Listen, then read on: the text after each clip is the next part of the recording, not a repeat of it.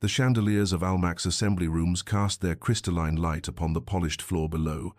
each faceted pendant trembling with the vibrations of 100 conversations, 100 careful laughs,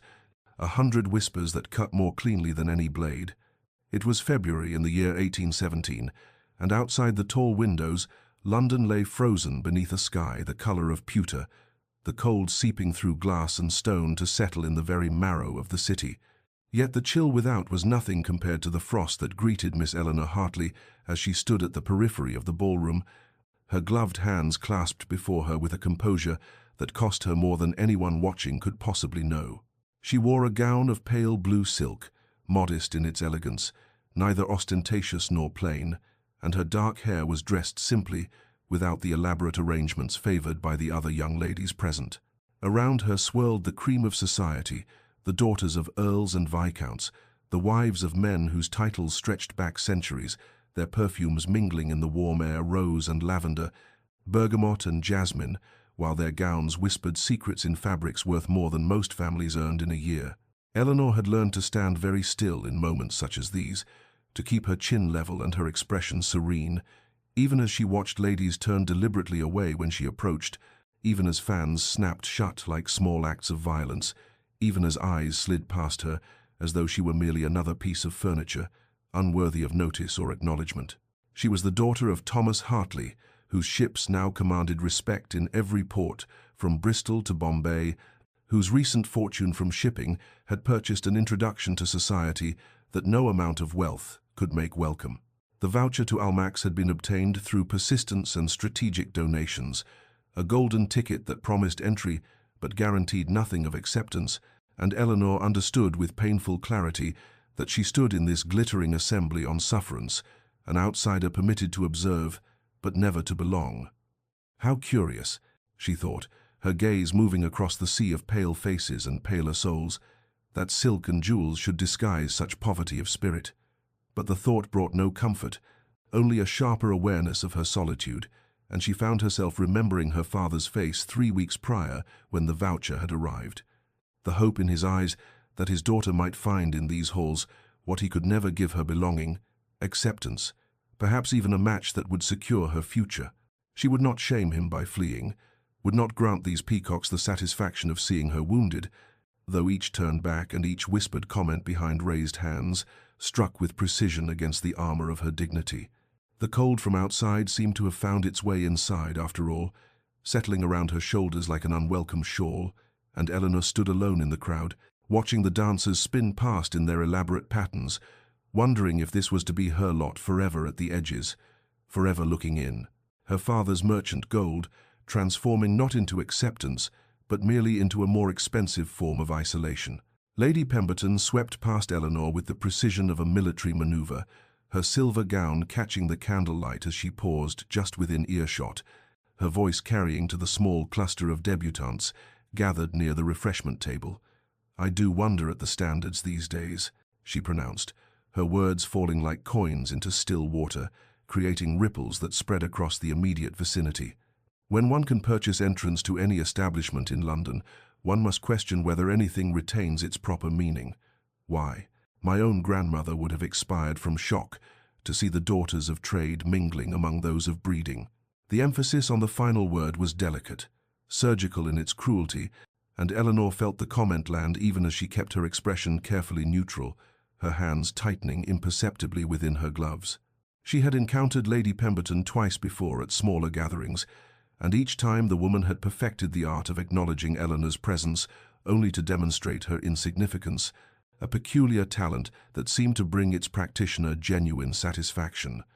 Across the room, Miss Worthington caught sight of Eleanor and executed a performance worthy of Drury Lane, her hand flying to her chest in theatrical dismay, as though she had not noticed Eleanor's approach until the very last moment, her body recoiling with such exaggerated distaste that her companions turned to observe the source of her distress. "Oh," Miss Worthington breathed, the single syllable loaded with volumes of contempt. "I had not realized. That is, I thought perhaps you might be more comfortable near the other area." She gestured vaguely toward a darker corner of the room, her meaning crystalline despite the imprecision of her words. Eleanor stopped walking, her spine straightening by inches, and met Miss Worthington's gaze with steady calm. "I am quite comfortable here, I thank you," she replied, her voice level and clear, and she watched something flicker across the other woman's face, surprise, perhaps, or irritation that her barb had not drawn visible blood. Even the patronesses, those arbiters of social acceptability, who had granted her the voucher, regarded her with barely concealed disdain, their conversations ceasing when she drew near, their eyes sliding past her as though she were constructed of glass, transparent, and easily overlooked. They wrap their cruelty in silk and call it refinement, Eleanor thought, observing the elaborate dance of exclusion unfolding around her. They have perfected the art of wounding without ever raising their voices, of destroying with a glance what my father spent years building. She found herself remembering the afternoon 3 weeks prior when the voucher had arrived, how her father had stood in the doorway of her sitting room with the precious paper held carefully in his weathered hands,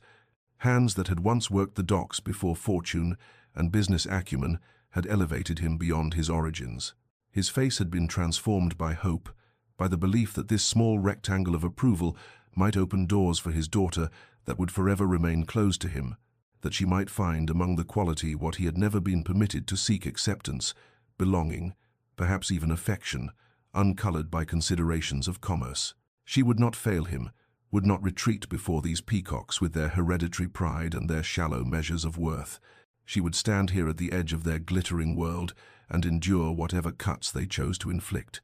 would maintain her composure even as each snub and each whispered comment carved away small pieces of her dignity, because to flee would be to confirm their judgment, to accept their valuation of her as less than, as unworthy, as forever marked by the sin of having been born to a man who built his fortune through labor rather than inheritance. The atmosphere in the ballroom shifted with such subtle precision that Eleanor felt it before she understood its cause. A change in the quality of attention, a collective turning of heads that rippled through the assembly like wind moving across water. The conversations did not cease entirely, but lowered in volume, became edged with a particular quality of awareness, and even the musicians seemed to play with greater care,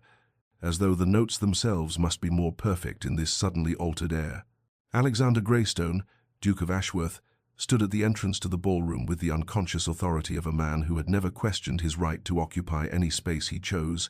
and Eleanor found herself observing him with the detached clarity that her isolation afforded, seeing him as one might study a portrait in a gallery, beautiful, remote, utterly separate from the realm of ordinary human warmth. He was perhaps 30 years of age, tall and lean with the kind of aristocratic features that seemed carved rather than grown, all clean lines and sharp angles, his dark hair styled with careless perfection, his evening clothes fitted with the precision that only the finest tailors could achieve. There was something winter-cold about him, something that suggested frost settling deep into stone, and Eleanor watched as the room arranged itself around him with the automatic deference accorded to power and ancient title. The matchmaking mammas straightening their daughters' postures with subtle touches, the gentlemen offering small bows of acknowledgement, the very air seeming to make space for his passage. His reputation preceded him like a herald announcing royalty.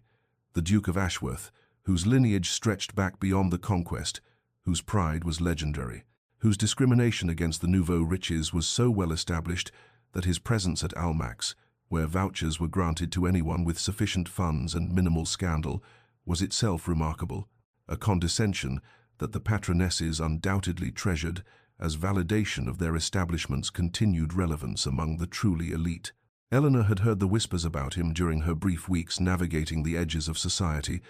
had learned that he attended few gatherings, accepted fewer invitations, and had rebuffed every attempt by ambitious mothers to secure him for their daughters with a coldness that bordered on cruelty. His gaze moved across the assembled crowd with dismissive efficiency, sliding past faces and forms as though cataloguing and discarding in a single motion, and Eleanor felt the moment when his eyes reached her position at the periphery,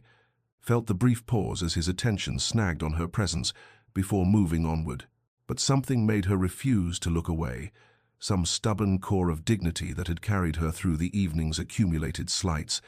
and when his gaze returned to her, as though surprised to find her still watching, she met it directly, without coyness or calculation, without the simpering invitation she had observed other young ladies employing when seeking to capture masculine attention. For the space of 3 heartbeats they regarded each other across the glittering expanse of the ballroom,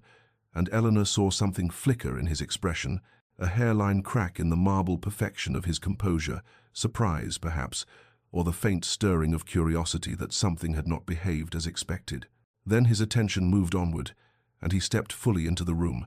and Eleanor released a breath she had not realized she was holding, her heart beating with unaccountable force against her ribs. They are 2 of a kind, she thought, watching him accept the obsequious greetings of those deemed worthy of his notice, both standing alone in crowded rooms, both wrapped in armor against the world. But where her isolation had been imposed by circumstances of birth and fortune, his seemed chosen, deliberate, a fortress constructed from the inside, with walls designed to keep the world at a permanent distance, and she wondered what wound could have taught a man born to such privilege the necessity of such thorough guardedness. 3 weeks had passed since the evening at Almack's, 3 weeks during which Eleanor had attended 2 more gatherings with similarly dispiriting results, and she had begun to accept her position on the margins of society as permanent, when her father's study door opened one grey March afternoon, and she saw his face. She saw the defeat written there, in lines that seemed to have appeared overnight, aging him a decade in the span of hours. "Eleanor," he said, and his voice carried a weight that made her set down her book and rise immediately, crossing to where he stood beside his desk, his hand resting on a stack of correspondence, as though drawing strength from the physical solidity of paper and ink. The story emerged in fractured pieces. His business partner, a man he had trusted for 15 years, had been conducting transactions under the company name without authorization, had made investments in ventures that bordered on criminal, and now scandal threatened to engulf them all, to destroy not merely their fortune, but their name, and to render Eleanor even more unmarriageable than her merchant origins had already made her. "There is a way," her father said, and she heard the shame in his voice, the self-loathing of a man forced to use his daughter as currency in a transaction that should never involve human hearts. "An intermediary approached me yesterday, a solicitor named Pembroke, who handles affairs for the Duke of Ashworth." Eleanor felt something cold settle in her chest at the name, remembering those winter-grey eyes, that aristocratic coldness, the brief moment when their gazes had held across the ballroom. "The Duke requires an heir," her father continued, and his words coming faster now as though speed might make them less painful, "but he has refused every debutante presented to him, has made clear his contempt for the mercenary nature of the marriage market." Pembroke suggested that a business-like arrangement might be more palatable, a contract with clear terms, a marriage of pure convenience without the pretense of affection or the complications of romantic expectation. "Your inclusion in society, our family's reputation secured through alliance with his name, and in return—" He could not finish, but Eleanor understood what was not spoken. In return, she would provide the necessary heirs and then fade into whatever separate existence the Duke deemed appropriate for a wife acquired through negotiation rather than courtship. The shock of it struck her first that such a proposal could even exist, that her life might be determined by a contract as cold as those her father signed for cargo shipments. But shock gave way quickly to something more complex, a careful weighing of impossible choices. "How long do I have to consider?" she asked, and her father's face crumpled slightly at the steadiness of her voice. At her failure to weep or protest or demand, he found another solution. "Pembroke requires an answer by week's end," he replied. "Eleanor, I would not ask this if there were any other way, if I had not already exhausted every possibility, if the alternative were not complete ruin." She moved to the window, looking out at the modest London square where their townhouse stood, thinking of the Duke's cold perfection, his obvious disdain for anything touched by commerce, and found herself remembering that brief moment when surprise had flickered across his features at her refusal to look away. Perhaps his coldness conceals something, she thought, some wound or fear that manifests as ice. "I will do it," she said, turning back to face her father, and watched relief and anguish war across his features in equal measure. "I will marry the Duke of Ashworth, and I will face whatever this arrangement brings with such dignity as I can muster, because you have given me everything, and I will not see it destroyed." The Duke of Ashworth's London townhouse possessed the same austere elegance as its owner, all clean lines and muted colours, The drawing room into which Eleanor was shown, speaking of wealth so old it required no ostentation, its beauty residing in perfect proportion rather than ornament, and she found herself oddly steadied by this clarity of purpose, this refusal of pretense that seemed to characterize both the space and the man, who now rose from beside the fireplace, to offer her a bow of such precise correctness that it might have been measured with a ruler. "Miss Hartley," he said, and his voice carried the same cool distance she remembered from that brief moment at Almack's. "I trust Pembroke has explained the nature of this meeting." Eleanor accepted the seat he indicated, arranging her skirts with deliberate care, using the small gesture to center herself before meeting his gaze directly. "He has explained that your Grace seeks a marriage of convenience, a business-like arrangement that would provide you with heirs while offering my family the protection of your name and position."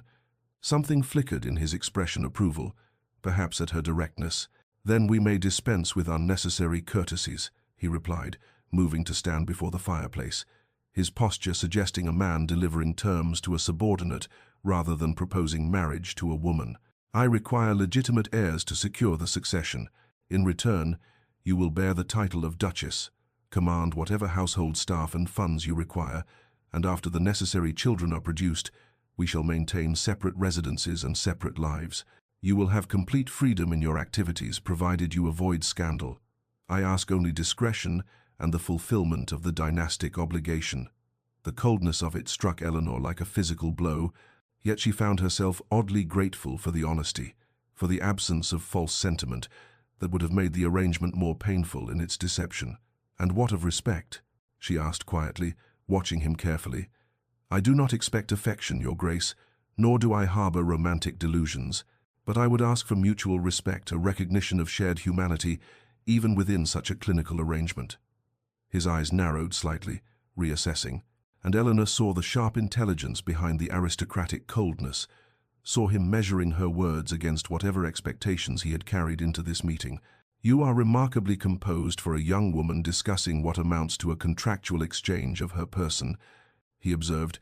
and there was something almost like curiosity threading through the statement. "I am practical, Your Grace," Eleanor replied, meeting his gaze without flinching. "Circumstances have taught me that survival sometimes requires accepting situations one would never have chosen,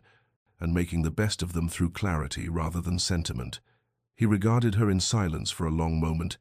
and Eleanor had the distinct impression of being examined, as one might study a painting in uncertain light, searching for details that might reveal unexpected depths. "Your father mentioned that your mother maintained extensive gardens," she said, shifting the conversation with deliberate intent, "and that the grounds at your country estate include a duchess's garden that was her particular project. I confess I have always found solace in growing things, in the patience required to cultivate beauty from careful attention." The change in him was immediate and unmistakable, a tightening of his jaw, a sudden rigidity in his shoulders, something like pain flashing across his features before the mask of cold courtesy slammed back into place with almost audible force. "My mother has been dead these 18 years, he said, his voice carrying a finality that precluded further discussion. "The garden is no concern of yours. Now, if you find the terms acceptable, Pembroke will draw up the necessary documents. The wedding will take place within the month at my country estate. I see no purpose in yen-long engagement given the nature of our arrangement." Eleanor rose, understanding that the interview had concluded, that she had somehow touched upon territory too painful for even this cursory negotiation, and found herself thinking that the Duke of Ashworth was not cold at all, but rather a man who had learned to freeze his heart as protection against some unbearable wound. "The terms are acceptable, Your Grace," she said quietly, and watched something that might have been relief or resignation cross his features before he rang for the butler to show her out, and Eleanor departed, knowing that she had just agreed to marry a man who was utterly unknown to her, a beautiful fortress of a man who permitted no entry, and she wondered whether the desperate arrangement that would make her a duchess might somehow, impossibly, become something more human in the careful accumulation of days. The wedding took place on a grey April morning that threatened rain, the sky hanging low and leaden over the ancient chapel that stood at the edge of the Duke's country estate, its Norman stones dark with age and moisture, and Eleanor walked up the aisle alone, her father having returned to London to manage the salvaging of his business toward a man who waited with the same cold courtesy he might have shown to a business associate, his expression revealing nothing, as she took her place beside him, and they spoke vows that felt more like contractual recitation than sacred promise. The ceremony itself passed in a blur of murmured Latin and the scent of old incense, the small gathering of witnesses consisting primarily of the Duke's distant relatives, who regarded Eleanor with expressions ranging from curiosity to barely concealed disdain, and she felt the weight of their assessment, the calculations behind their polite congratulations at the sparse reception that followed in the great hall, where servants had laid out an impressive spread that no one seemed inclined to enjoy. The Duke remained at her side throughout, with impeccable manners and complete emotional absence, introducing her to various relations, whose names she immediately forgot, their faces blurring together into a sea of aristocratic features that held no warmth, no welcome, only the careful neutrality of people witnessing a transaction they considered beneath the family dignity, and Eleanor found herself utterly alone, despite being surrounded by people, despite now bearing one of the oldest titles in England. When evening came and the last guests departed, the Duke escorted her to her chambers, a vast suite decorated in pale blue and cream that might have been beautiful had it not felt so much like a gilded cage, and bid her good night with a formal bow before retreating to his own rooms in a distant wing, leaving her to face her wedding night alone with only her new lady's maid for company, and Eleanor sat at the window, looking out over dark grounds she could barely see, and wondered what kind of life she had bargained herself into. The first weeks of marriage established a pattern of such careful distance that Eleanor might have doubted her husband's existence had she not encountered him occasionally in the corridors or sat across from him at dinner, meals taken in near total silence, broken only by the most necessary exchanges about household matters or weather. His responses to any attempt at genuine conversation brief to the point of curtness, and she learned quickly to stop trying, to accept the reality that she had indeed married a man who intended to remain a stranger. She occupied her days exploring the vast estate, walking its grounds in all weather, discovering the extensive library where she could lose herself in books, and it was during one such exploration that she found the walled garden, overgrown and neglected, its gate rusted but still bearing a brass plaque that read, "The Duchess's Garden," and something in Eleanor stirred at the sight of it, at the evidence of another woman who had once held her title, and perhaps felt equally displaced in this cold, beautiful prison of stone and tradition. "I will build a life here," Eleanor thought, standing among the tangled roses and choked pathways, "even if it is not the life I might have chosen, even if I must do so entirely alone. I will find purpose and perhaps even contentment in these small freedoms he has granted me." And she turned back toward the house with renewed determination,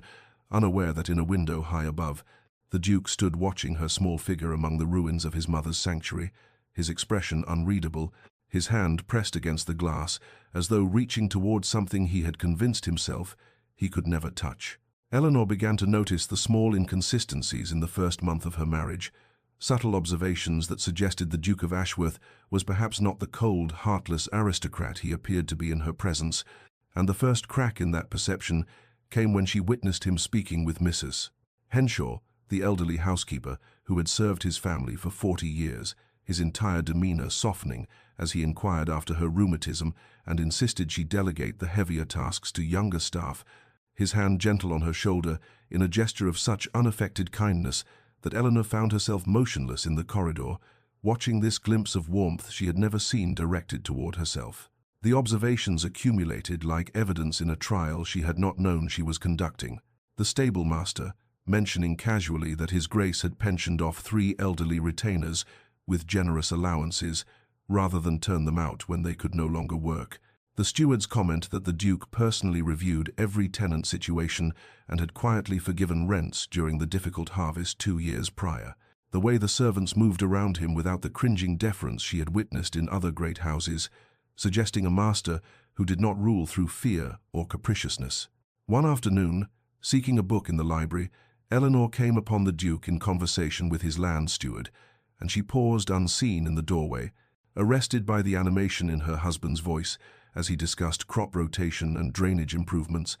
his face alive with an enthusiasm she had never witnessed, his entire bearing transformed from cold marble to warm flesh, as he spoke of his responsibility to the land and those who worked it, and she understood suddenly that the Duke of Ashworth was capable of deep feeling, of genuine care, only not for her, never for her. "We must ensure the tenant cottages are repaired before winter," he was saying, leaning over a map spread across the desk, his finger tracing roads and boundaries. "And I want Thompson's family to have the larger cottage. 5 children in those 2 rooms is unconscionable." And the steward was nodding, clearly accustomed to a master who concerned himself with such details. When the Duke glanced up and saw Eleanor standing there, and the transformation was immediate and heartbreaking, all that warmth and animation draining from his features as the familiar mask of cold courtesy settled back into place like a door slamming shut. That evening at dinner, emboldened by what she had witnessed and by a growing curiosity about the man she had married, Eleanor ventured a comment about a novel she had been reading, one she had discovered in the library, with a bookmark suggesting recent attention.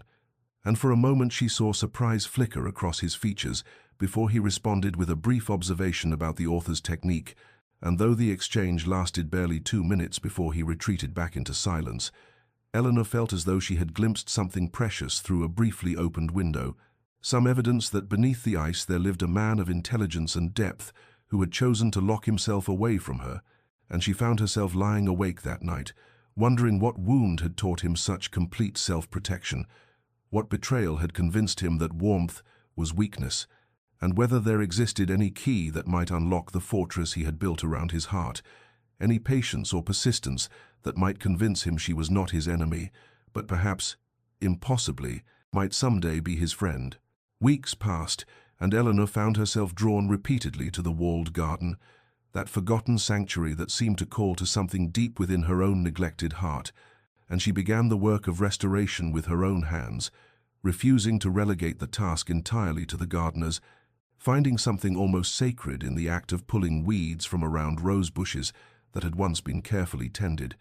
of clearing pathways that had disappeared beneath years of creeping ground cover. And it was the head gardener, old Morrison, who had served the family for decades, who told her in his gentle burr that this had been the late Duchess's particular domain, that she had spent hours here each day, until her sudden death from fever had left it orphaned. Eleanor learned that the Duke had been only 12 when his mother died, that he had ordered the garden locked afterward and forbidden anyone to tend it. And this knowledge settled in her chest like a stone, this evidence of a wound so deep that even 15 years could not heal it, a grief that had calcified into the cold remoteness she encountered daily. And she worked among the roses with new tenderness, understanding that she was touching something precious, something that connected her to both the woman who had created this beauty and the boy who had loved her enough to preserve it as a shrine, even in ruin. She was kneeling in the dirt on a warm afternoon in late May, her hands deep in soil as she worked to free a particularly stubborn root, her dress already ruined and her hair escaping its pins, when she sensed rather than heard another presence and looked up to find the Duke standing at the garden entrance, his face utterly unguarded in a way she had never witnessed, and the pain in his eyes was so raw and so immediate that Eleanor felt it like a physical blow, understanding in that instant that her restoration of his mother's garden had reopened something he had kept carefully sealed. "I did not mean to intrude upon your work," he said, his voice strange and rough, and he made as though to leave. But Eleanor found herself speaking quickly, instinctively. "Please, do not go. I should have asked your permission before beginning this. I did not think,"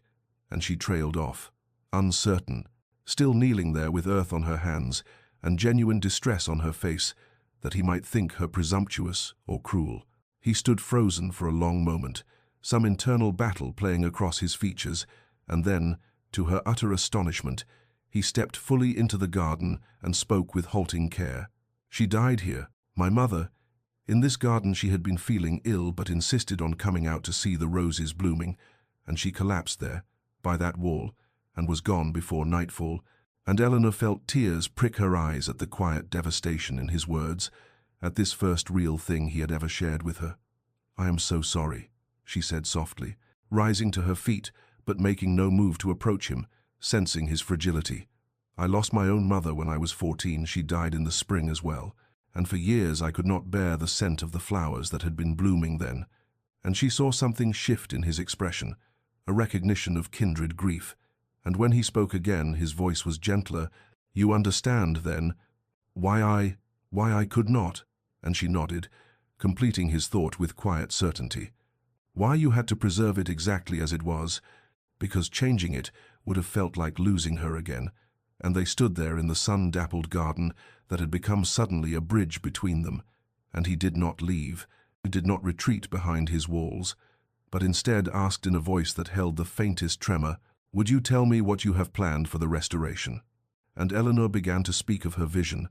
watching wonder dawn across his face as she described honoring what his mother had created while bringing it back to life. And neither of them noticed as the afternoon lengthened into evening, too absorbed in this first genuine conversation, this tentative crossing of the distance that had separated them since the day they wed. The thaw, once begun, continued with the inexorable patience of spring yielding to summer, a slow accumulation of small moments that built upon one another, like stones, creating a bridge across the chasm that had separated them. And Eleanor found herself noticing the subtle shifts with a heart that beat faster each time their paths crossed in the corridors of the great house. The way his slight nod of acknowledgement began to carry something warmer than mere courtesy, the ghost of what might almost be called a smile touching his lips when their eyes met over breakfast. The dinners that had once been exercises in painful silence began to extend beyond the merely necessary. Conversations that had lasted bare minutes, now stretching to a quarter hour, then half, then longer still, until Eleanor realized one evening that they had been sitting at table for nearly an hour, discussing the merits of different philosophers, his eyes alive with an intellectual engagement she had only glimpsed that day in the library. And when she offered a particularly dry observation about Rousseau's contradictions, he made a sound that was almost impossibly the beginning of laughter before he caught himself,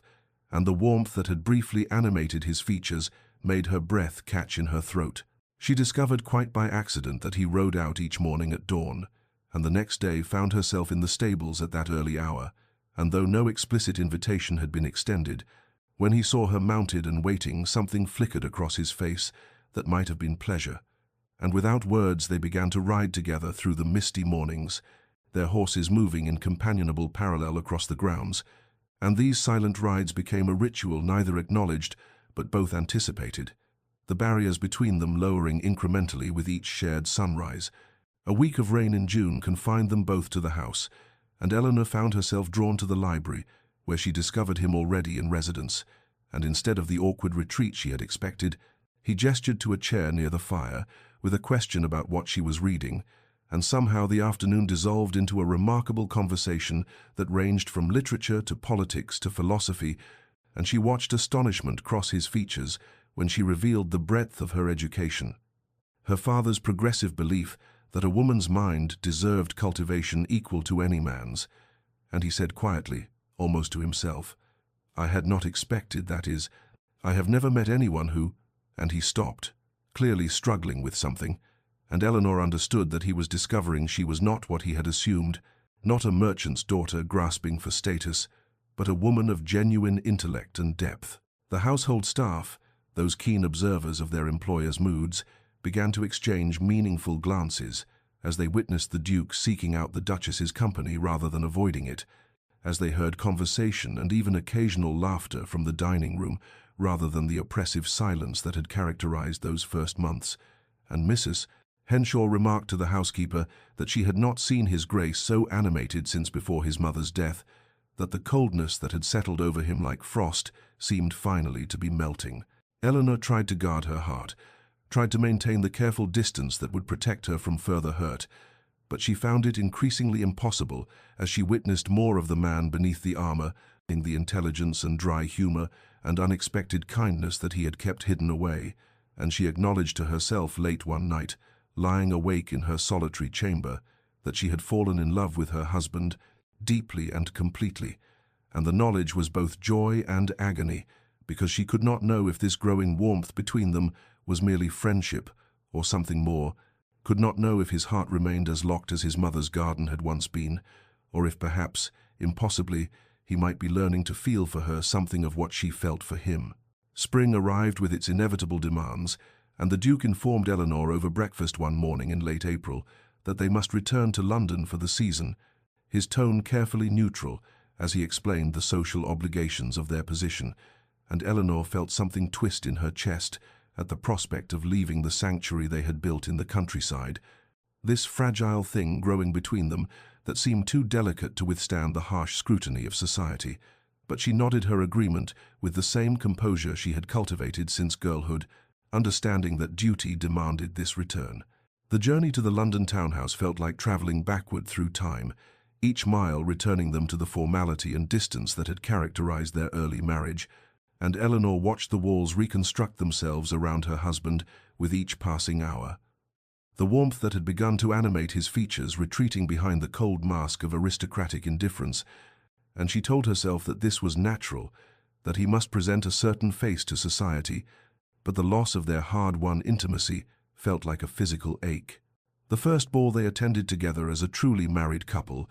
though only she knew how incomplete that truth remained, was at the Marchioness of Westbrook's residence, and Eleanor stood at her husband's side in a gown of sapphire silk that had cost more than her father had once earned in a month,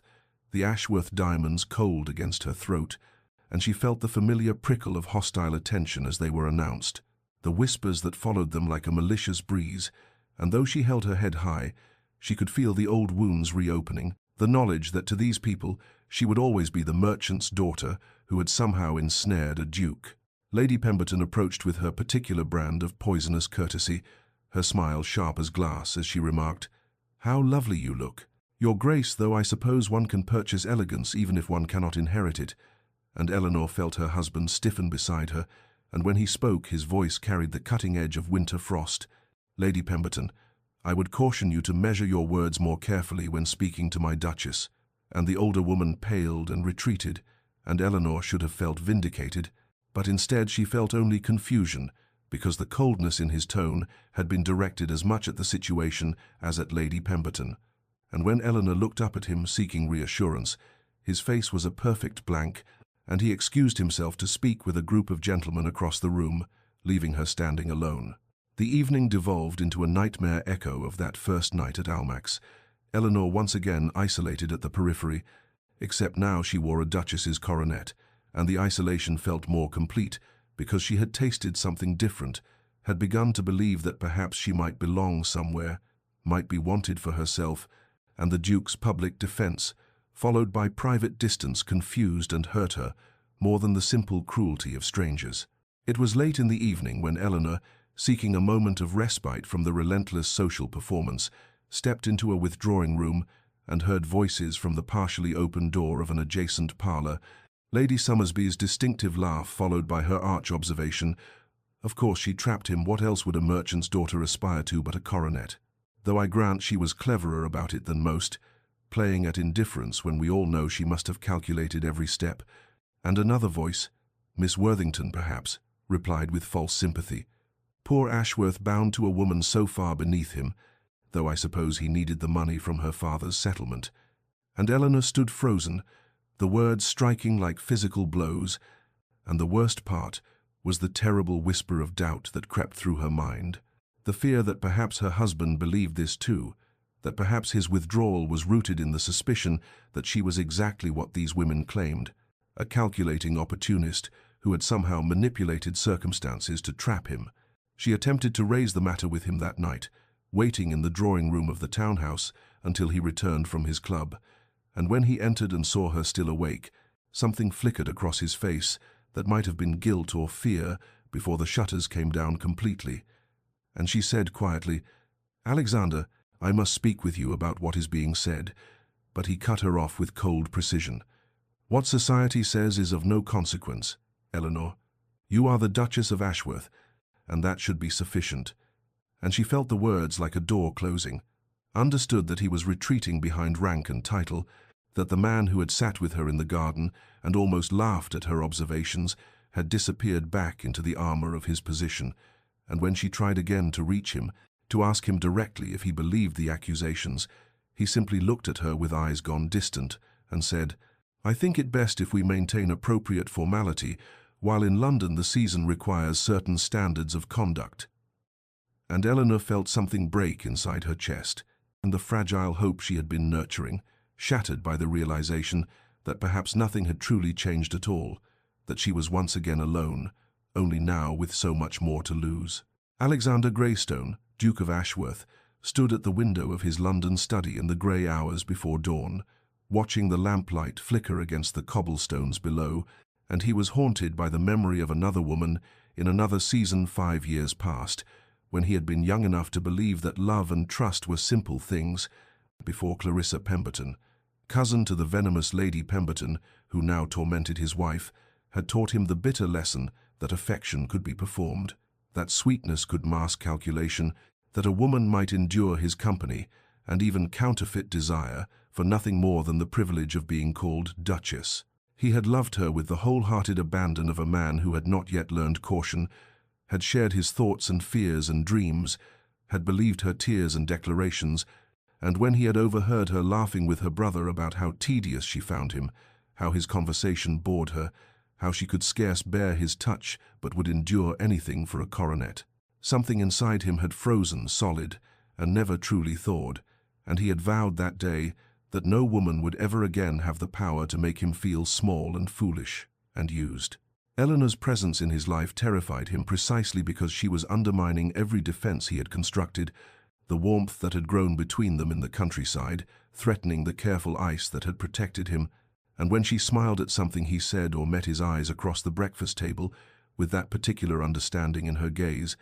he felt the treacherous stirrings of hope and immediately crushed them with memories of Clarissa's beautiful, false face. The evidence of Eleanor's genuine nature accumulated daily: her kindness to servants who could offer her nothing, and her restoration of his mother's garden, not for show, but in the quiet hours, when she thought herself unobserved, the intelligence and wit she displayed without any attempt to charm or manipulate, her dignity, under society's continued assault, when a calculating woman would have wept or raged or demanded his intervention, and yet the old wounds whispered their poison, suggesting that perhaps she was simply more skilled than Clarissa, more patient in her game, and the thought that he might be fool enough to fall for practiced innocence a second time made him retreat behind the walls that had kept him safe, even as part of him recognized the terrible injustice he was doing her. He watched her now from the shadows of the Beaumont ball, saw her standing alone near the terrace doors in her emerald silk, her spine straight and head high despite the cutting remarks he knew she had endured,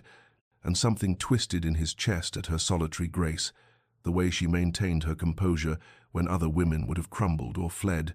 and he thought suddenly of his mother, and who had possessed that same quiet strength, who had told him once when he was small that true character revealed itself not in comfort but in adversity, in how one bore oneself when the world was unkind. Eleanor turned slightly, perhaps feeling his gaze, and their eyes met across the crowded room, and in that moment before she looked away, he saw something that made his breath catch, not calculation or performance, but simply profound loneliness and pain, the raw honesty of a woman who had given up trying to prove herself and was merely enduring, and the recognition struck him like a physical blow. She was real, her kindness genuine, her feelings true, and he had been too much a coward to trust the evidence before his own eyes, had let the ghost of an old betrayal blind him to the remarkable woman who had somehow, impossibly,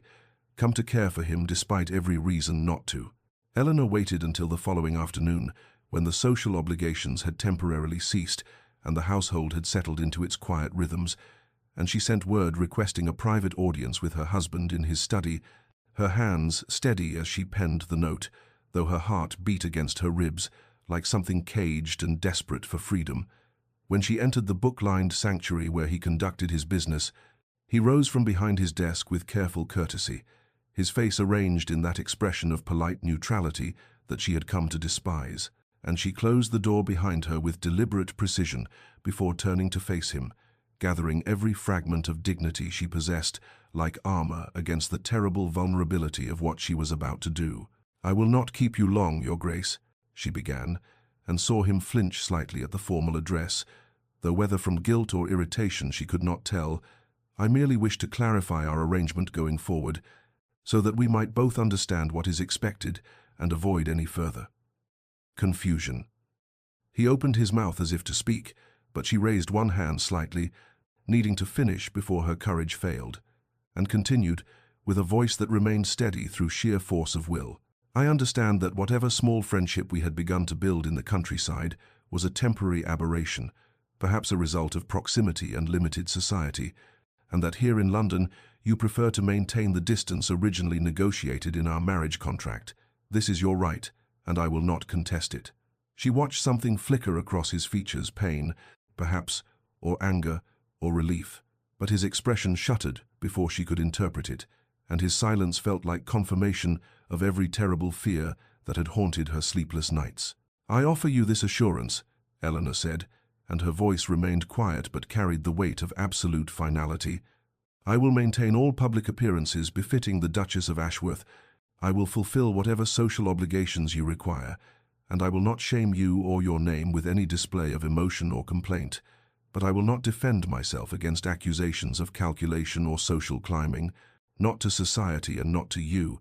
because a woman who must constantly prove her sincerity possesses no dignity, and dignity is the only thing I have left that truly belongs to me." She saw his hands clench on the edge of his desk, saw his throat work as if he might speak, but still he said nothing, and his silence was answer enough, confirmation that he believed at least some portion of what society whispered about her, that he suspected her kindness might be performance, and her growing affection merely strategy. "I will retire to the country estate tomorrow morning," Eleanor announced, and watched his head snap up, genuine alarm breaking through his careful neutrality. "You need not accompany me indeed. I think it better if you do not, and I will remain there for the duration of the season, unless you have specific need of my presence for some social obligation, in which case I will of course return immediately upon your request." The words were coming faster now, her composure beginning to crack at the edges, and she forced herself to slow, to maintain the dignity that was all she had.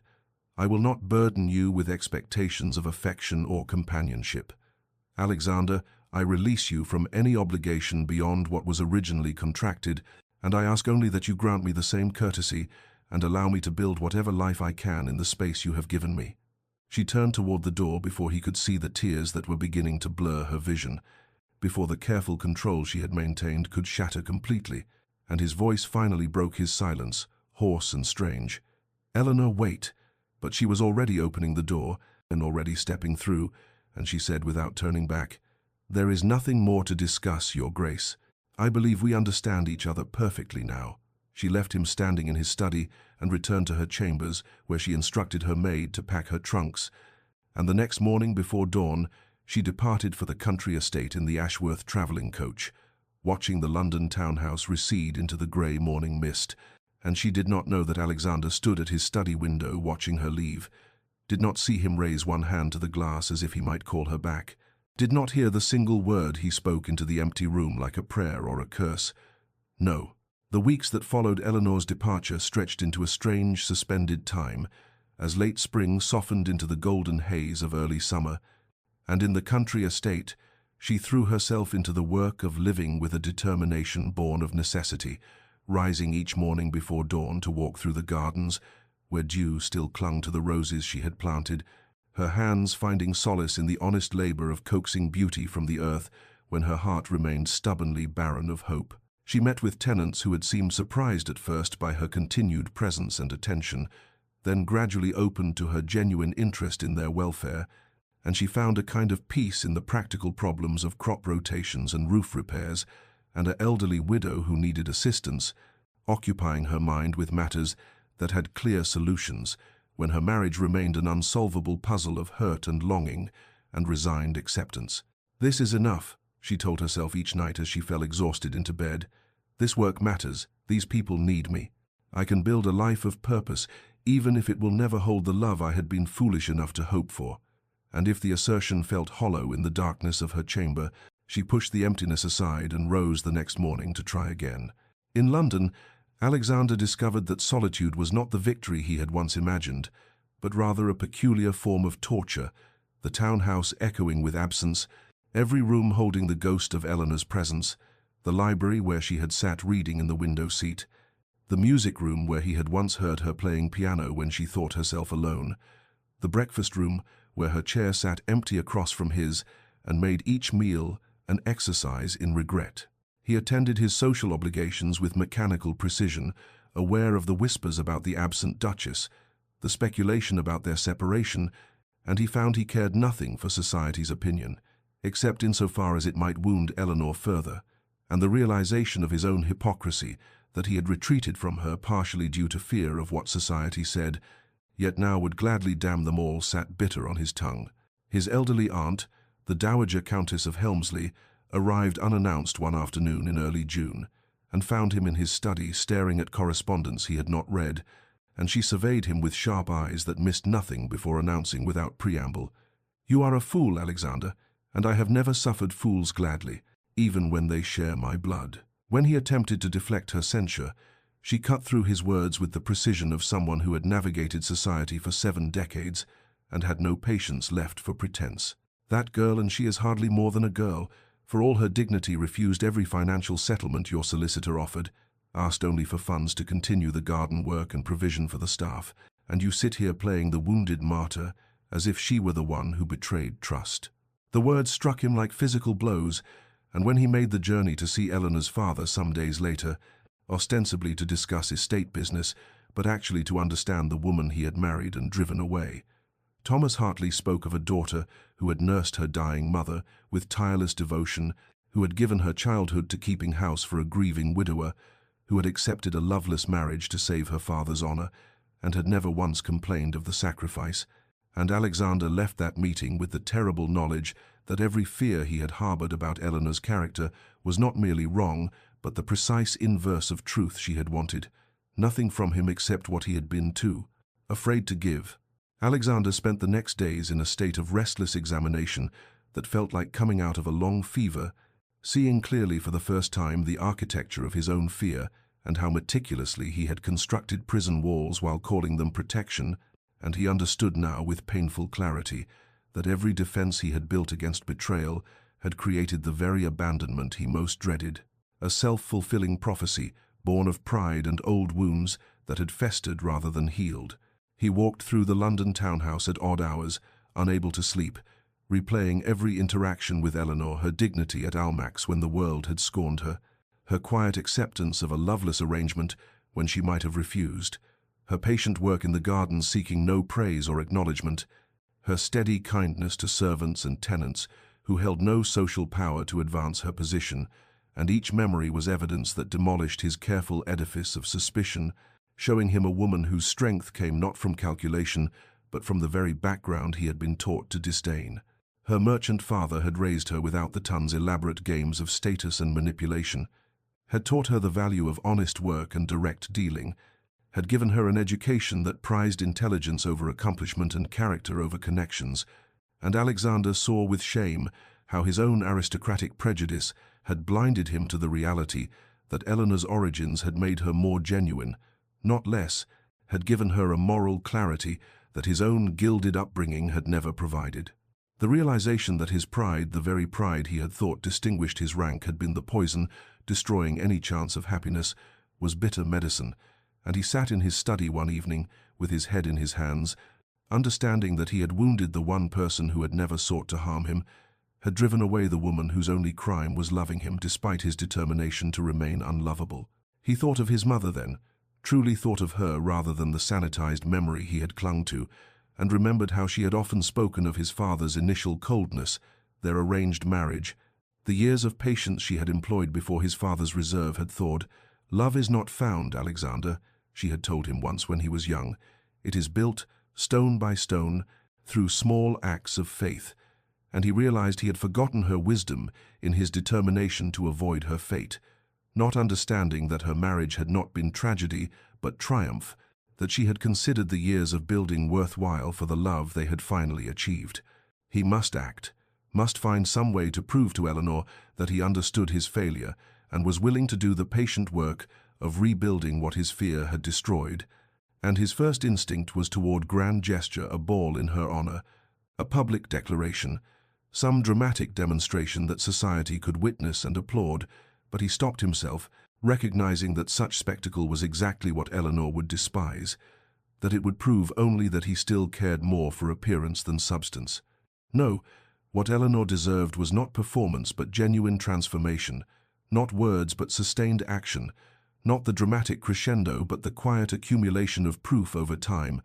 and he understood that he must go to her not as a duke bestowing favor, but as a man asking for the opportunity to earn what he had been too frightened to accept when it was freely offered. He made his preparations carefully, informing his steward he would be leaving London indefinitely, arranging his affairs so he might stay at the country estate for as long as Eleanor would permit his presence, and as his carriage rolled north through the summer countryside toward the place where he had last seen happiness, before fear had made him destroy it, Alexander felt something he had not experienced in years, not certainty, which was impossible given how thoroughly he had damaged her trust, but hope, fragile and tentative, that perhaps patience and genuine repentance might accomplish what pride and protection never could. Alexander arrived at the country estate in late August, when summer had reached that golden moment of fullness before the first whisper of autumn, and he found Eleanor in the garden as he had somehow known he would, kneeling beside a bed of roses with earth on her hands and sunlight caught in her hair, and she was more beautiful in that unguarded moment than any perfectly coiffed duchess in London's finest ballrooms, beautiful in a way that made his chest ache with the knowledge of what he had nearly lost forever through his own cowardice and pride. She looked up at the sound of his footsteps on the gravel path, and he watched wariness shutter her expression, the open contentment of a moment before replaced by careful guardedness, and he understood that this mistrust he had created where there had once been patience and hope was his doing, his wound inflicted through fear masquerading as protection. "Your Grace," she said, rising to her feet with the dignity that had always marked her bearing, and the formal address was a knife to his heart, a reminder of the distance he had imposed between them when she had wanted only closeness. "Eleanor," he said, and her given name felt like both prayer and plea on his tongue, "might I speak with you? I have travelled from London expressly for that purpose, and I will understand if you refuse, but I beg for a few moments of your time." He saw the conflict play across her features, the desire to protect herself, warring with something else he dared not name, and after a long moment she nodded slowly, gesturing toward a bench beneath an arbor, where climbing roses created a canopy of faded blooms. They sat, and he found himself momentarily unable to speak, all the carefully prepared words dissolving in the face of her proximity and the terrible knowledge of how thoroughly he had failed her, but she waited with that patient stillness that was so essentially Eleanor, giving him space to find his way to truth. "I have been a fool," he began finally, the words inadequate but necessary, "and worse than a fool I have been cruel and cowardly, and so blinded by old wounds that I could not see the gift I had been given until I had driven it away." He turned to face her fully,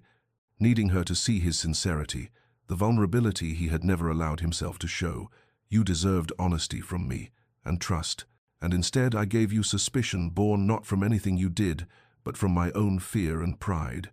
I allowed the betrayal of someone who never truly knew me to poison my ability to recognize genuine affection when it was offered, and I am more sorry than any words can convey for the pain I have caused you." Eleanor's eyes had filled with tears, though she did not let them fall. And her voice when she spoke was steady, despite the emotion he could see. She was holding carefully in check. "Why now, Alexander? What has changed between your silence in London and your presence here?" It was the question he had known she would ask, the question he deserved to answer with complete truth. "I have changed, or rather, I have finally allowed myself to see what was always true, that you never wanted anything from me except what I was too frightened to give, that your character is everything I claim to value, while being too prejudiced to recognize it when it stood before me, and that I love you, Eleanor, and have perhaps loved you since that first night at Almack's, when you met the ton's cruelty with such dignity and met my gaze without flinching." He saw hope kindle in her expression, fragile and tentative, but also fear, and she shook her head slowly. "I cannot live with uncertainty, Alexander. I cannot spend my days wondering when you will retreat again behind your walls, when some whisper or doubt will cause you to withdraw your affection. I would rather have honest distance than the torture of conditional closeness. I know," he said quietly, reaching for her hand and feeling his heart lift when she did not pull away, "and I know that words alone cannot heal what I have broken, which is why I ask not for your immediate forgiveness, but for the opportunity to prove through sustained action that my understanding is genuine. That I can be the husband you deserved from the beginning. Permit me to stay. Eleanor, Let me demonstrate through patience and presence that I have finally learned what you tried to teach me all along. Permit me to stay, Alexander said quietly, and Eleanor saw in his eyes something she had never witnessed before, not the cold reserve or careful control, but raw vulnerability and hope so fragile it made her heart ache even as she feared trusting it. She nodded slowly, unable yet to voice full acceptance, but unable also to deny him the chance he requested. And so began days that felt suspended outside normal time, a golden interlude where Alexander proved through steady presence what words alone could never accomplish. He appeared in the garden each morning, not as a duke observing but as a man willing to work, and he knelt beside her in the soil, pulling weeds and learning the names of plants, his fine clothes forgotten as he listened to her explain the careful cultivation each variety required. And she found herself relaxing in increments so small she hardly noticed, until she realized she was explaining not just gardening, but her thoughts, her philosophy, the way she saw growth as metaphor for all worthwhile things. They met with tenants together, and Eleanor watched Alexander truly see for the first time how she had spent her months of solitude, not in bitter isolation but in genuine care for the people whose lives depended on the estate, visiting families, learning children's names, understanding each household's particular struggles and hopes, and she saw respect dawn in his expression as he recognized that she had been a duchess in truth, while he had been merely performing the role. Their conversations stretched longer each day, extending through afternoon tea and into evening, and Alexander began to share with a vulnerability that stunned her, speaking of his mother not just as sanitized memory but as full person, admitting how her death had left him terrified of loving and losing again, confessing how his father's subsequent coldness had taught him that walls were safer than feeling, revealing the lonely architecture of a childhood spent learning to need nothing from anyone. He spoke of his fears with raw honesty, how her merchant background had initially seemed to confirm all his prejudices, how her patience and kindness had terrified him precisely because it was genuine, how he had looked for calculation, because that would have been safer than accepting that she offered affection freely, asking nothing but that he receive it, and Eleanor felt her own walls crumbling as she understood the depth of wound he had been carrying. Small gestures accumulated like interest compounding, books appearing in her chambers that she had mentioned wanting to read weeks ago, proving he had listened and remembered. The garden gate that had hung crooked, suddenly repaired without fanfare, his coat offered when evening chill arrived during their walks, still warm from his shoulders. They laughed one evening over dinner, genuine and unguarded laughter at some absurdity he observed about his own earlier pomposity, and the sound shocked them both into silence before Eleanor smiled, and he returned it with such warmth that she felt heat rise to her cheeks. A morning came when they worked side by side planting bulbs for spring bloom, and their hands touched reaching for the same seed packet, and neither pulled away immediately, the contact lingering as their eyes met, and she saw in his gaze everything he was too wise now to rush into words: devotion, hope, patience, to wait as long as she needed. Eleanor felt cautious hope unfurling in her chest, like the first green shoot after winter, fragile but reaching toward light. And though she did not speak it aloud yet, she began to believe that perhaps what had been broken might be remade into something even stronger for having been tested and survived. Autumn arrived with golden light that transformed the estate into something luminous and fleeting, and on a morning when the air held that peculiar clarity that comes just before the season turns, Alexander asked Eleanor to walk with him, his manner containing a gravity that made her heart quicken with mingled hope and apprehension as she placed her hand in his offered arm. He led her through the garden they had restored together,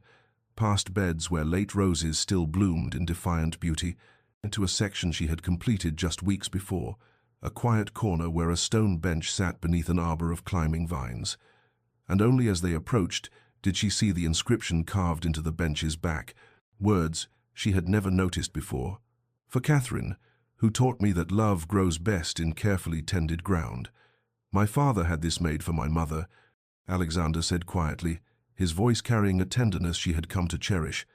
After 20 years of marriage that began much as ours did, arranged, practical, two strangers bound by duty and expectation. Eleanor looked up at him, seeing emotion play across features that had once been so carefully guarded, and he continued,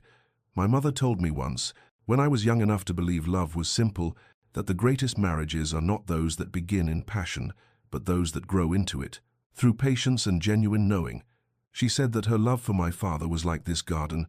something that required daily tending and faith that what seemed barren would eventually bloom. He drew a small velvet box from his pocket,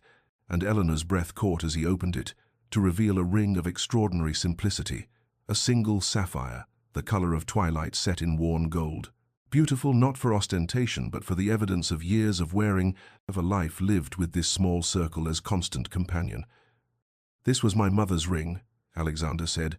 and she heard the slight tremor in his voice. "Not the grand ducal jewels she wore for state occasions, but the one my father gave her on their 10th anniversary, when he finally found the courage to tell her he loved her. She wore it every day until her death, and she made me promise to keep it for the woman I truly loved, not merely married."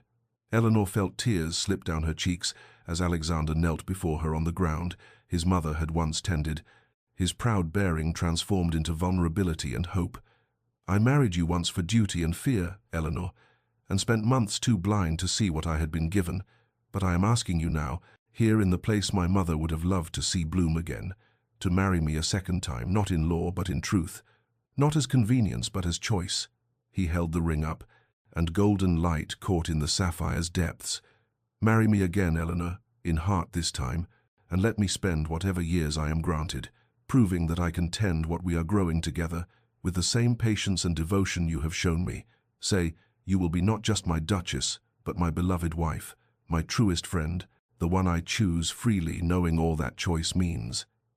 Eleanor sank to her knees before him, propriety forgotten in the face of such offered devotion, and she took his face between her hands as she had never dared before. "Yes," she whispered. "Yes, Alexander, I will marry you again and again. In every moment we are granted, I choose you as you are choosing me, freely and fully and forever." He slipped the ring onto her finger where it settled as if it had always belonged there, and then he was kissing her with a tenderness that spoke of reverence and promise, and she tasted salt from tears she could not tell were his or hers or both, only that they were together now in truth, two people who had found their way through duty and distance to this moment of genuine devotion. This recognition that what they had built together was stronger for having been tested and chosen rather than simply accepted, and when they finally drew apart, they were both laughing and crying at once, overwhelmed by the simple, profound joy of having found each other at last. Their return to London came as autumn painted the city in shades of amber and rust, and though Eleanor felt apprehension tightening her chest as their carriage rolled through familiar streets toward the townhouse, Alexander's hand covering hers provided courage she had not possessed on her first entry into society's glittering, judgmental world. The transformation in their relationship was evident to anyone with eyes to see the way Alexander handed her down from the carriage with tenderness rather than mere courtesy. How his gaze followed her with unmistakable devotion, the small unconscious touches that spoke of genuine intimacy, and within days of their arrival, whispers began circulating through drawing rooms and clubs that the Duke and Duchess of Ashworth had become a love match, that something profound had shifted during their months in the country. When they attended their first ball of the season at the Weatherby residence, Eleanor felt the weight of scrutiny as they were announced, but this time she walked not alone, but with Alexander's solid presence beside her, his hand at the small of her back, both protective and proprietary, in a way that proclaimed his devotion to anyone watching. Lady Pemberton, whose sharp tongue had delivered so many cuts during that miserable first season, approached with her usual entourage, her expression calculating, as she offered congratulations on their marriage, with words that dripped false sweetness. And then, with the casual cruelty Eleanor remembered too well, she added, "How fortunate that some manage to rise so far above their natural station, though I suppose even merchants' daughters may learn polish given sufficient motivation and instruction." The words hung in the air like poison, and Eleanor felt old, hurt, rising even as she prepared to respond with the dignity she had learned to wield as both shield and sword. But Alexander's voice cut through the moment with a coldness that made the temperature seem to drop. "Lady Pemberton, I find myself compelled to correct a misapprehension that appears to plague certain members of society who mistake antiquity of name for superiority of character." His tone carried the absolute authority of his position, drawing attention from surrounding guests as he continued. My wife's worth has nothing to do with fortune or station, but rather with her extraordinary character, her genuine compassion and her remarkable intelligence, and her capacity for grace under circumstances that would have broken lesser souls. She has taught me that true nobility lies not in inherited titles, but in how one treats those with less power, and by that measure, she surpasses most of the supposed elite of this company, myself formerly included. Eleanor saw Lady Pemberton's face flush with humiliation as Alexander turned his back on her with deliberate dismissal, leading Eleanor away while conversations erupted around them like wildfire. And she felt something settle in her chest, not triumph, for she had never wanted vindication through others' humiliation, but rather a quiet recognition that Alexander's public declaration had been less about social warfare and more about simple truth spoken without apology or hesitation. In the weeks that followed, Eleanor noticed a shift in how society received her not universal acceptance, for there would always be those who clung to prejudice and narrow definitions of worth, but a growing respect and even admiration for the Duchess, who carried herself with quiet dignity, and whose husband's devotion was so evident that it spoke more eloquently than any defense. Yet Eleanor found, somewhat to her surprise, that this acceptance mattered far less than it once might have she attended balls and social functions because duty required it. But her happiness no longer depended on society's approval, and when Alexander leaned close during a particularly tedious musicale to whisper that they might slip away early to return home, she felt joy bloom in her chest at the prospect not of escape, but of the private world they had built together, the life that mattered more than any ballroom's glittering superficiality. They departed that evening while the entertainment continued, and as their carriage rolled through lamplit streets toward home, Alexander pulled her close, and Eleanor rested her head against his shoulder, content in the knowledge that they were returning not to duty or obligation, but to the genuine partnership they had cultivated with such patience and care, and she understood finally that the sneers at Almack's had led her not to humiliation, but to something far more valuable, a love that had been tested and chosen and built on the strongest foundation of all, two people who saw each other clearly and chose devotion anyway. 3 years had passed like the turning of seasons that mark all profound transformations, and on a spring morning when apple blossoms drifted through air sweet with the promise of renewal, Eleanor stood at the window of the morning room, watching a scene that filled her heart with such fullness. She sometimes wondered how one chest could contain so much joy without simply bursting from the abundance of it all. In the garden below, the garden that had become both symbol and proof of what patience and devotion could cultivate, 2 small boys chased each other through paths lined with early roses, their laughter bright as bells, while their father knelt in the grass with their youngest,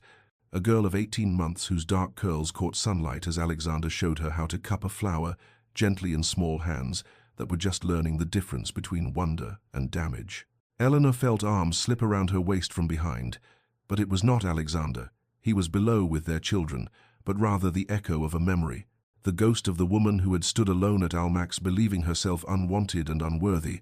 and she sent that phantom a message across time. Asterisk, you cannot see it now, but the sneers that wound you are leading you towards something more beautiful than you can imagine. Asterisk. Alexander looked up then as if sensing her gaze,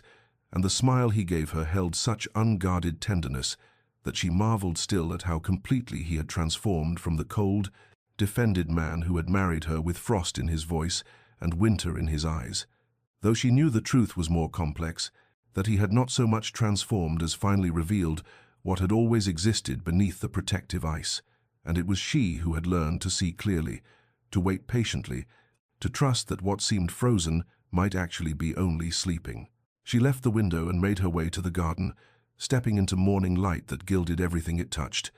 and when she reached Alexander he stood and pulled her close with easy affection, this casual intimacy now so natural between them that she could hardly remember the careful distance of their early months, though she remembered enough to treasure what they had built through conscious choice and daily tending. "Do you remember?"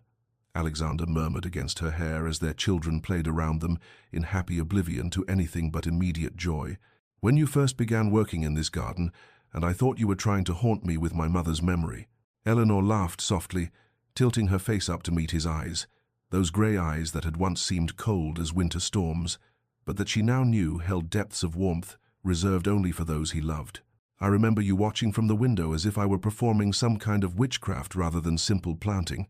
"You were performing witchcraft," he said seriously, though humor played at the corners of his mouth, "bringing dead things back to life, making me feel things I had sworn never to feel again. If that is not magic, I do not know what is." Their eldest son, William, ran up then demanding his father's attention for some crucial matter involving a snail,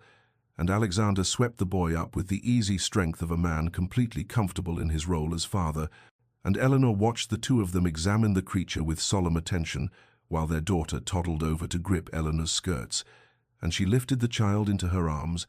breathing in that particular sweetness of sun-warmed hair and innocent trust. Later, when the children had been taken inside for their midday meal, and Eleanor and Alexander walked alone through the garden paths, he stopped at the bench that bore his mother's inscription and drew Eleanor down beside him, his hand finding hers with the unconscious certainty of long habit. "I am grateful," he said quietly, "every single day, for that cold night at Almack's when a merchant's daughter refused to look away from a proud fool's stare. I am grateful for your father's desperation that gave me an excuse to bind you to me even when I was too blind to know what I was gaining. I am grateful for every moment of our journey, even the painful ones, because they brought us here to this life we have built together." Eleanor leaned her head against his shoulder, her heart full of the same gratitude, the same wonder at how completely their cold beginning had bloomed into this warm abundance. And she thought of all the small moments that had accumulated, like compound interest into the wealth of their current happiness, the shared books, the morning rides, the conversations that had gradually lengthened from minutes to hours, the garden restored together, the ring offered in autumn light, the children conceived in genuine love rather than mere duty, and she understood that their story had never been about social vindication or proving worth to a judgmental world, but rather about two wounded people learning to trust again, to be vulnerable again, to choose devotion despite fear and past pain. "I would live through all of it again," Eleanor said softly. "Every sneer, every lonely meal, every moment of uncertainty. I would endure it all again, knowing it led to this, to you, to the life we share and the family we have created." Alexander turned her face to his and kissed her with a tenderness that still had the power to make her breath catch, and when he drew back, his eyes held that look she had come to cherish above all others. The look that said she was seen completely and loved entirely, not despite her origins but including them, not for what she could provide but for who she was in her essential self. They sat together as afternoon light slanted golden through the leaves, two people who had traveled from cold arrangement to profound partnership, and Eleanor knew that if she could send a message to her younger self standing alone at the edge of that glittering ballroom, she would say simply, "Asterisk, the sneers do not define you, and the journey through them will lead you home." Asterisk.